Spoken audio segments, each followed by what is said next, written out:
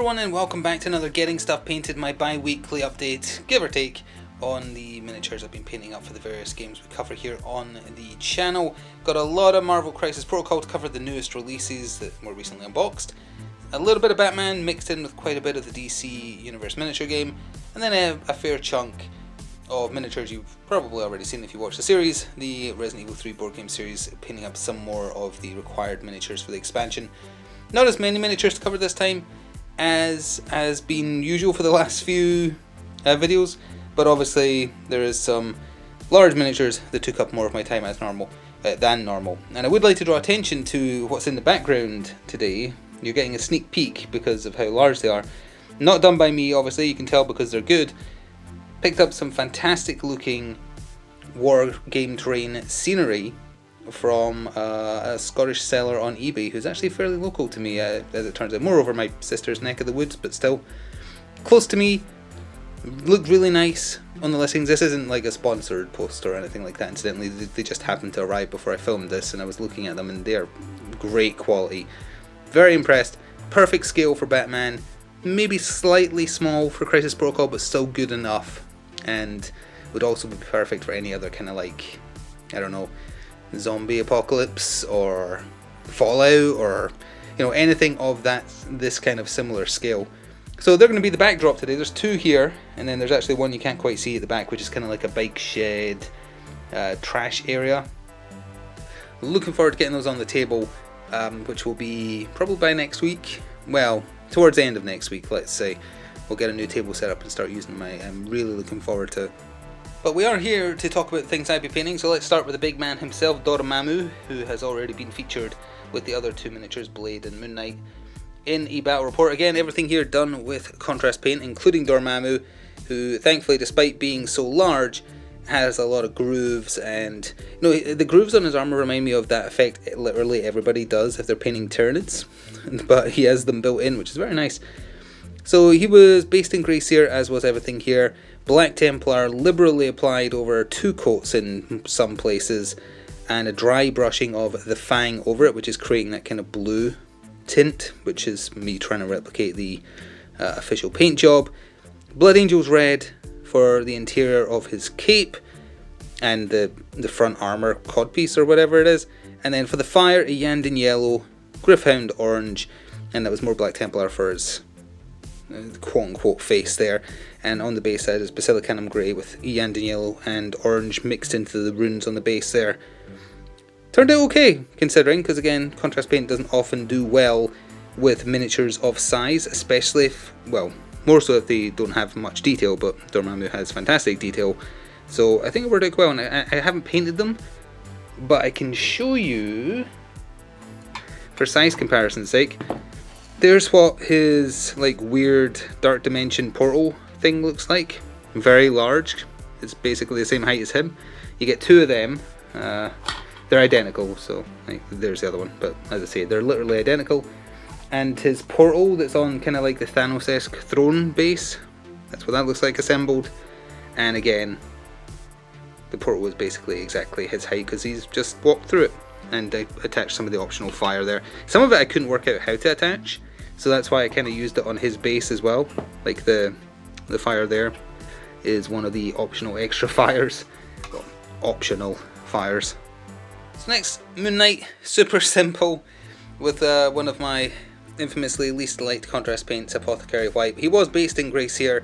Apothecary White was applied all over, and then Null Oil was used selectively on his gauntlets, his bracelet thingies, his belt, his symbol, and the interior of his cape to create a bit of shadow, just to try and have a little bit of definition. Turned out okay. I mean, there's only so much you can do with someone who wears pure white as armor. Definitely not stealthy, even though he comes across as someone trying to be stealthy. But yeah, he sure stands out. Actually, not too unhappy with how that turned out, considering. Apothecary White, I think, was okay in this instance. And then we have Leader of the Midnight Suns, Blade. Oops, sorry, Dormammu. Please don't destroy my universe. On his spooky ghost hands. A lot more Black Templar used here, along with some Leadbelcher Silver, and inappropriately not focusing. Oh, no, there we are. I think it's in. Okay. Yeah. Hopefully that is in focus. I can't quite tell. I don't think it is, no, it's going out of focus.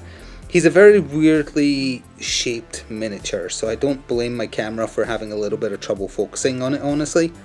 Because, like, he's got the dynamic cape, his arms are up weird, he's got the katanas, and of course he's got the ghost hands. That was, Gloomhaven Glow or something it's called. It's a technical paint by Games Workshop, and this is Militarum Green for the Spooky Mist. Not really sure what he's doing, but it's a fun miniature, and I used Fire Slayer Flesh for his skin tones, if you're curious, which was also true for the next thing we'll be looking at in the DC game. Yeah, he's neat. Didn't do too well in his first showing, but we'll see in the future. And as he keeps on going out of focus, we'll quickly move on. It's just the way it is sometimes with those weirdly shaped miniatures. So next we have, from both Batman and DC, we have Cyborg, who I almost called Cyclops. So not much to say about him either, but this is an old mini that they haven't updated. Came with his first edition card, sadly didn't come with his DC Universe rules, but I think I can find those online. So lots of lead belcher silver, more so than contrast at work here, but I did put Space Wolves grey contrast over the silver to try and give it that slightly blue tint. The official paint job on this is much more blue metal, which I guess is fair because it's kind of how he looks in the cartoons and stuff. But I went with a more traditional pure silver with a little bit of Blood Angel's red for his like Kano eye, and then the dots on his belt and chest there as well. Not much else to say about him, but he's also usable in Teen Titans, so that's it, the like original lineup now completable. Next we have John Constantine, who's also usable in both, although technically only currently DC, because there's no magic rules for 3rd edition. I mean, you can still use him, it's just you're not getting his full value. And this was actually gifted to me by a viewer after I stated that I didn't have him for my Justice League Dark lineup. So thank you very much, Gary, for sending this to me. I used, let's see, I'm very happy with how this turned out, incidentally. It just happened to take very well to contrast paint. That's Wildwood for his trousers, I believe, Black Templar for his shoes, Skeletal Horde for Skeleton Horde for his trench coat, and then a mixture of Aethermatic Blue and a Yandin Yellow for his lighter that's turning into a summoned ghost. And I decided to do his more modern, like how he appears in the animated movies and stuff, red tie, as opposed to the official paint job, which I think had a black tie. And Guilliman Flesh for his skin tone. I used Skeletal Horde for his blonde hair as well, and Agrat's Shade over the whole thing for tone.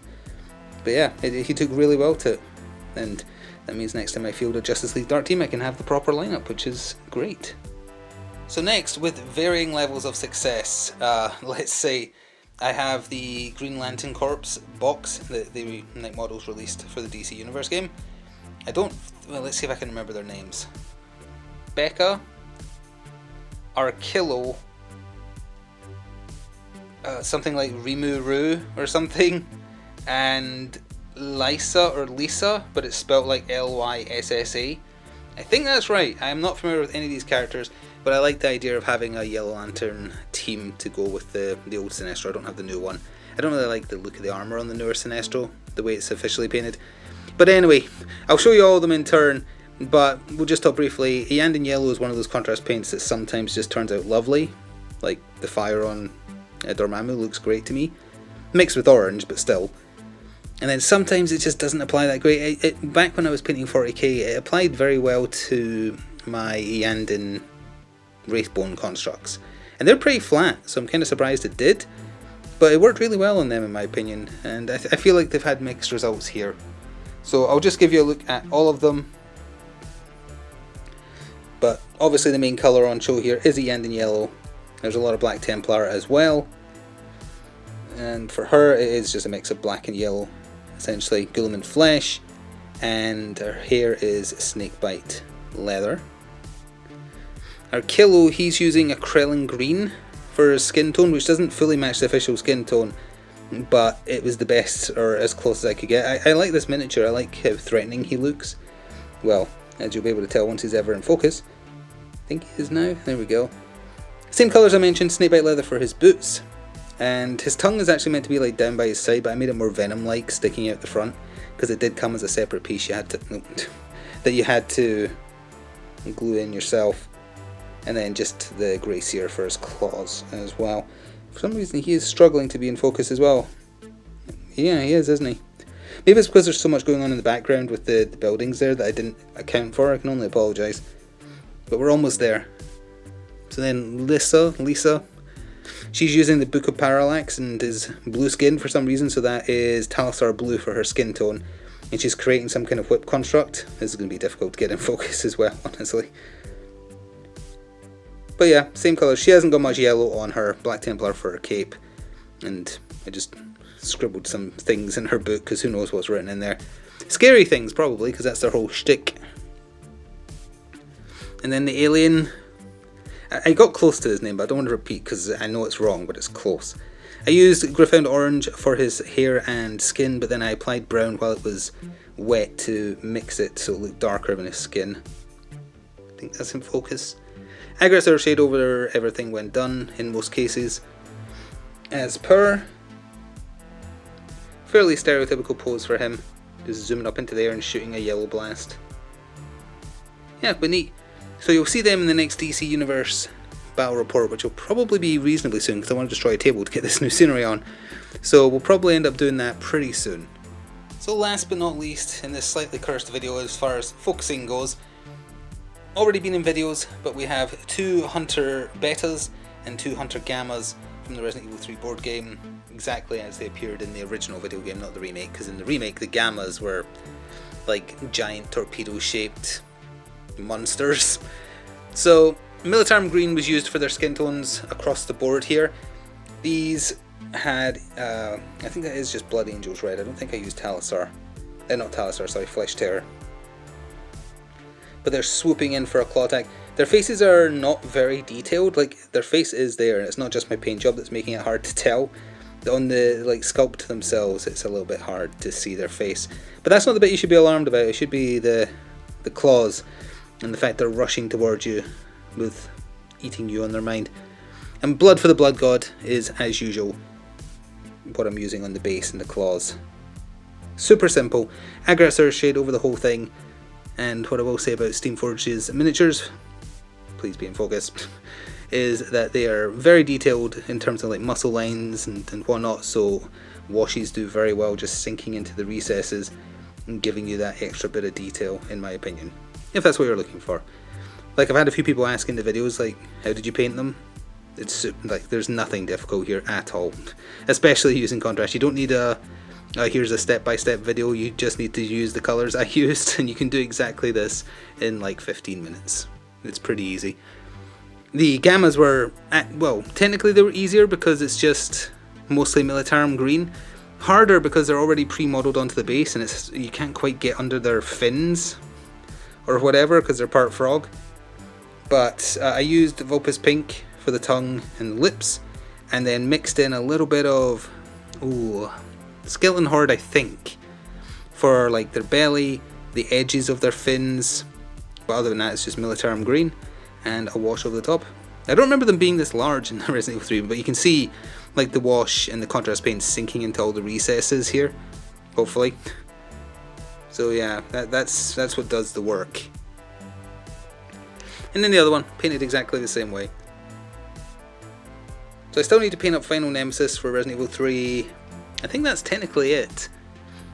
I think I can get by on everything else I already have painted from the Resident Evil 2 game, etc. So expect to see, well, at the very least, them more. I think the Gammas won't turn up again now until the park levels, which are coming. So in terms of what we'll be showing next time, let's see. Well, there's more Batman to be done. There's more DC to be done. That's it for Crisis Protocol for a month, I think. I think the Doctor Strange releases are delayed. I have been tempted back to potentially covering Fallout Wasteland Warfare again. That might not be till like Christmas time, but as in like just painting some stuff.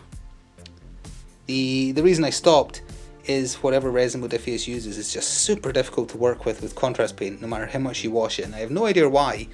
I've never experienced it with any other resin, but yeah, it's just, it makes it annoying. So I'm still trying to persist with that. Other than that though, let's leave it a surprise.